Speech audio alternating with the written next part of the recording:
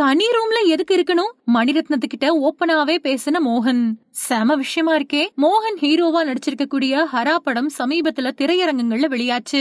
படத்தை பார்த்த ரசிகர்கள் அவங்களோட கலவையான விமர்சனங்களை கொடுத்தாங்க. அடுத்ததா விஜய் கூட அவர் நடிச்சிருந்த கோட் படமும் வெளியாச்சு.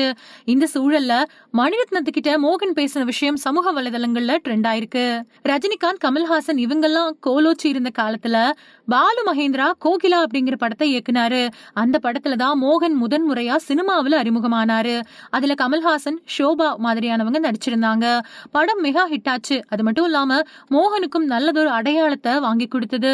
அந்த படத்துக்கு பின்னாடி மலையாளத்துல அறிமுகமான அவரு பின்னாடி மூடுபனி படத்தின் மூலமா தமிழ்ல இன்ட்ரோ ஆனாரு. மூடுபனி படமும் மெகா பிளாக் பஸ்டர் ஆச்சு. மோகனுக்கும் சிறந்த அடையாளம் கிடைச்சது. அதுக்கப்புறமா முதல் படத்திலேயே கவனம் ஈர்த்த ஹீரோவா மாறினாரு மோகன்.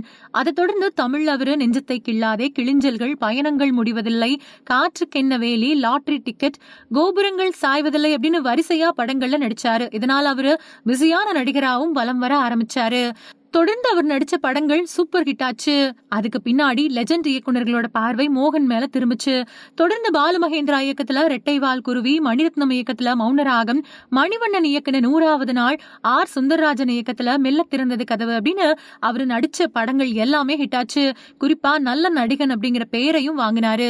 இப்படி அவரோட கெரியர் பீக்ல போய்கிட்டு இருந்தப்போ திடீர்னு அவருக்கு சர்க்கிள் ஏற்பட்டு ஆள் காணாம போயிட்டாரு.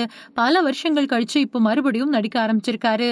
இந்த நிலையில மோகன் தனியார் யூடியூப் சேனல் ஒண்ணுக்கு கொடுத்த பேட்டியில அஞ்சலி படம் பத்தி ஓபனாவே பேசிருக்காரு. அவர் கொடுத்த பேட்டியில அஞ்சலி படத்துல மணிரத்னம் என்னத்தான் ஹீரோவா நடிக்க வைக்க நினைச்சாரு, அந்த படத்தோட கதையையும் என்கிட்ட சொன்னாரு. கதையில அஞ்சலி அப்படிங்கிற மாற்றுத்திறனாளி சிறுமிய கணவனும் மனைவியும் தனி அறையில வச்சு வளர்க்கறது மாதிரி இருந்துச்சு. அதை கேட்டுட்டு அது எப்படி ஒரு மகளை தனி ரூம்ல வச்சு வளர்ப்பாங்க, அது எனக்கு உடன்படாத விஷயமா இருந்துச்சு. அதனால மணிரத்னத்துக்கிட்ட நோ சொல்லிட்டேன் அப்படின்னு சொல்லியிருக்காரு.